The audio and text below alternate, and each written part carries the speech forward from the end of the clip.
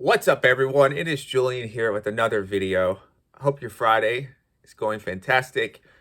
I hope the week has been great to you. Hope you have made strides on those goals and everything. And man, it's been a busy day.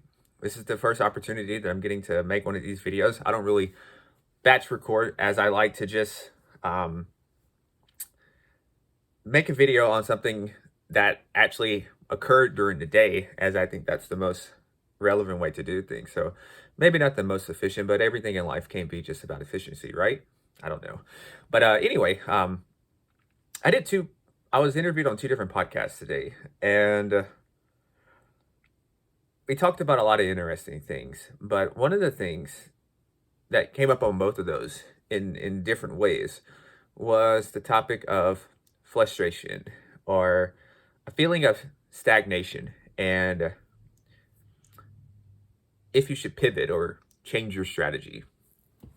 And so I wanted to talk about frustration. I actually jotted down 4 points here today. Normally I just riff off the top of my head, but I wanted to be a little more concise and organized today and to really get these 4 points across, as I think as you head into the weekend and as you review your week right now, I think having these 4 points in mind will be beneficial for you as you can go into next week with a little more with a different perspective or something. So when we think about frustration, as I was talking about them, we can be frustrated for a lot of reasons. We can be frustrated that maybe the weight's not coming off. Maybe our body is not changing at the pace that we want it to. Maybe we have stagnated a little bit with our performance in the gym. Maybe our run times have stagnated. There's a lot of different metrics that we can have this frustration. Maybe our career is stagnating right now, and we feel like we need to do something. We feel like there's a change that's needed, but we just don't know. So we're just frustrated. And I can really relate to this. Maybe not so much in the fitness world anymore, but definitely in the entrepreneurial business world, because I still consider myself very much an adolescent at this thing called business and building a company up and everything. There's so many things I'm learning on a day by day basis. It's ridiculous. I feel like I don't know anything, but that's a good thing. And it's fine to feel frustrated. That's one of the first things I had to tell myself. And that's what I was talking about on the show today, is that there's no need to deny that you feel frustrated. Of course, you're going to feel frustrated.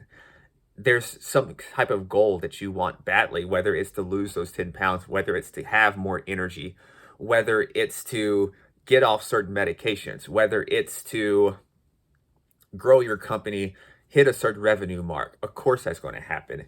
And, you know, you've probably been doing things consistently, and the results that you wanted haven't showed up for whatever reason right now. And that's normal. That can be frustrating. But so there's no need to make yourself feel guilty.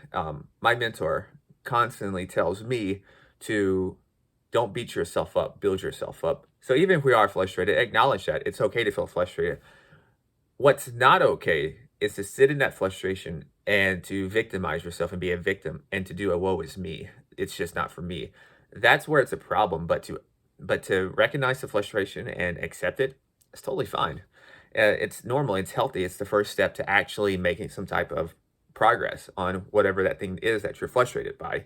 Now, so one of the first things to do when you're frustrated is to simply remind yourself, why do you want to do something? What the hell made you go down this path in the first place? That's what I said to myself when it comes to business and some of the endeavors that I want to do. What the hell made me do this in the first place? I could have stayed in school. I could have stayed doing the personal training at a gym and probably built that up. Why the hell am I doing what I'm trying to do right now? So that's how I talk to myself. And luckily, I have this stuff written down. I have a vision, a 12-month vision that I read, and I have a bigger vision that I can read from time to time. And I also recorded myself talking this vision out for this year in 2022, and what I'm doing, why I'm doing. I wrote to myself as if I have already accomplished all of these things, because One thing I don't say, I do not use the word want. I want something. I want this. I want that. And the reason why I don't use that word is because to want something means that you lack something. And so you're communicating that you don't have it. So to get around that, a more ideal way is to first decide on what you want. And then once you have decided on what you want, then you start speaking as if you have that thing. I know that's a little difficult when your physical circumstances say you're 15 pounds overweight, but in your head you're telling yourself, I've lost these 15 pounds, or I'm down below 15% body fat, and or I have $1 million company. And the physical surroundings and the people around you indicate that you don't. That's the toughest part. But that's where guarding your mind with all your mind and having things like your vision written down, having things such as your vision that you can record and listen to on a daily basis. So I listen to this thing at night. I'm basically brainwashing myself. And so, and when you remind yourself of what you want, what you're doing is, whether you realize it or not, you are converting this frustration into something much more uplifting and positive, something that's in a higher vibrational state. And because if you don't do this and you just sit in this frustration, what's going to happen is you're going to continually feel discouraged. You're going to beat yourself down, which is never beneficial. And you're going to get down on yourself more and more and more. You're going to have less energy to do the thing that you want to do. And then by not doing the thing that you want to do, you're going to feel crappier for not having that thing and then not doing it. So it's a very nasty cycle that you can get into. So that's step one that I want you to do, is to just remind yourself why you want something. Remind yourself, what are the benefits of me actually losing this weight? What are the benefits of me actually improving my blood work, improving my A1C, my fasting glucose, my fasting insulin, my cholesterol? What are the benefits of me improving my thyroid, improving my overall metabolism, having more vitality for life? What does that bring? Yes, you're going to look better. Yes, you're going to look hotter. Yes, you're going to get more looks. Congratulations. That's an awesome feeling. But there's so many other things that it brings when you really take the initiative and control with your health. So really get in tune with that. And the reason why I'm saying that is because it's all about the feeling. The feeling is the secret. The feeling is the secret. And I give you an example for me is when I started working out, man, it was a feeling I was chasing. Yes, I started at 165 pounds, and I remember I bought shirts that were 2 sizes larger, and I could just see myself in this form that I'm currently in right now. I could easily visualize it, and I could feel that and what it was going to feel like. And it's so much energy when you get the right feeling. So think about the type of feeling that you're going after. And the second part when it comes to frustration is think about your strategy. What is your approach that you're doing right now? So if you're stuck, for example, with your weight loss, what are you currently doing? And is it working? And there's a dog barking, by the way. That dog barks all the time. But anyway, after you decide, is it working? The next thing to talk about is, does it simply need more time, or does it need to be altered and need some tweaking? This is a critical step for most people. Most people pivot way too early. They pivot under the disguise that it's not working, when really it's not so much the strategy. It's really that it needs more time. It's like baking a cake, where the cake recipe says to bake at 350. But you're like, damn, I really want this cake and I want this to speed up. So you turn it up to 415 and you ruin the cake in the process. And that's how it is a lot of times with our fitness goals. That's how it is a lot of times with our business goals. That's how a lot of it is with our relationships, is that we get too fast and we don't have patience. And when you say patient, sometimes people think that means you're complacent or that means you're not working hard. And that's a misnomer. That's called laziness. Patience is where you're still working diligently, but but you know it's going to take time. You know it's going to take time, but you're staying consistent with that. So identify your strategy is the second part of this four-part equation for frustration. And the next thing is to actually track your results. How do you know if you won the day? How do you know if what you're doing is actually working? Or are you just going by a feeling? Sometimes our feelings can deceive us. Sometimes our thoughts can deceive us because it can depend on our mood. If you're feeling good and you probably have a more positive outlook on life and how everything's going. But then what about the day where you don't feel so good and your mood isn't so well? Then you think everything in life is not going well.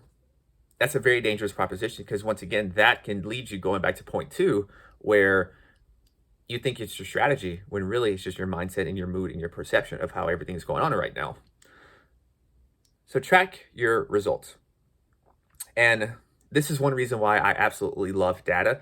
This is one reason why I use a lot of data with my clients and with myself, because the data does not bullshit. The data does not have favorites. The data is the data. There's no emotion in the data. So either you do it or you don't. Either you got the sleep or you're not. Either you put the miles in or you didn't. The data lets you know what you're doing. Same thing with your lab work. Same thing with our different age testing. Well, I wish I had a device here that I'm getting ready to use on another test on myself, but I don't have it with me. It's in the bathroom. But the data is the data, and that's one reason why I use the data in the practice, because it's objective and it's rational and there's no biases. So track your results. And the fourth thing here is to find experts, find people, find mentorship, find the community, find some sort of accountability that helps you with your strategy. And confidence in a plan is, it's a helpful antidote to frustration. I cannot tell you how many times that I felt frustrated. And sometimes I get pretty frustrated on a daily basis, but there's a plan that I have in front of me. Now it's up to me to execute on that plan, but there's a plan. And there's mentorship. I have mentorship now, and with people far along the journey than me, far more successful and everything, a lot more seasoned. And that's what we need. We need experts at certain things that we're not as strong suited at, or we don't have as much support at. And, just my upbringing and everything around here is, it's not necessarily a lot of just really experienced, savvy business people that I'm connected to just in person here. So I sought that out, and having experts shortens your timeline in terms of getting what you want. But more importantly than that, I think psychologically it's comforting, because you know that you're not the weird one. You know that you are not the crazy one for thinking what you think or for going through what you're going through. A lot of times we think the things that we're going through in life, nobody else is experiencing. And that's just not the case. I remember when my father passed, as terrible as it was, I knew that there were so many other people out there who experienced similar situations such as me, who did not get any closure on their situation, and they'll never have that closure, and that thing sticks with you. And I don't know why that just came to me on this, talking about frustration. Well, actually I do, because it's still a frustration for me. And I do some of these things. So, but then again, this is why I record these videos. It's really just to riff a little bit and add a little information on health in life, and hopefully some of these insights help you. And it's kind of like me just talking and riffing a little bit and getting these out in person and everything. And I don't know, maybe a year or two from now, people will see these and be like, oh, okay, this is where Julian was now, and now look at him. So I guess that's one thing, is it's kind of a form of documentation. But I do hope these things will help you when it comes to frustration. So maybe if your week was not what you wanted it to be, maybe if you're feeling in a rut right now, or you just know that you need to change and do something, but you don't know what to do. And it's an uncomfortable situation, but running a business, pursuing a career, artistic career, or even I think about like, relationships and stuff, and really anything is there's going to always be a sea of uncertainty, and that's just life. That's how it is. If you were chasing something that is uncommon, then you're not going to have like the common typical paths that most have. So, but anyway, I'm just rambling now, so I want to close this. But once again, it's okay to feel frustrated. Acknowledge that frustration. Totally fine. The thing that's not okay is to sit in that frustration and to wallow and to victimize yourself. That's no bueno, no good. But acknowledge that frustration. It's okay. It's healthy. Don't feel guilty for it. Now, 4 things I want you to do when it comes to frustration and to work on tonight over the weekend so you can have more momentum on Monday, the next work week, and actually more momentum starting tomorrow or whenever you implement this. It's because we don't take days off. We don't do that. We're always getting better every day, at least 1%. So we don't do that days off stuff. What am I talking about? So the first thing is to remind yourself of something that you want, okay? Remind yourself of something that you want. Why the hell did you do this in the first place? Why the hell did you start your business? Why the hell is this weight loss so important? Why is this building muscle? Why is this so important? Why is improving your lab so important? Remind yourself of that. Record yourself. Never forget it. Number 2, identify your strategy. Is the strategy working or does it just simply need more time? There's a big difference there. Too many people pivot way too early. Way too early. At the first sign of discomfort, they want to change something up. Pay attention to this. Number 3 is to track your results. How do you know if it's working? You cannot rely on your mood and feelings to gauge how something is working. Either it is or it isn't. Leverage data. Leverage some kind of metric to keep track of your progress. Number 4 is to consult experts about your strategy. Find some help, find some mentorship, find some coaching. I mean, I know a great coach when it comes to health and human optimization in myself, but there's also a lot of other great, fantastic people out there if you need something different. As far as I know, a lot of great trainers. If you want trainers in person, let me know, especially if you're in the Nashville area. I know a lot of great trainers, so I can definitely recommend those. But yes, find help. Don't be on an island when it comes to this. It's the island's no good. So those are the 4 things. And other than that, stay awesome, be limitless, and as always, continue to upgrade in every single facet of life. Never let your foot off the gas. Peace.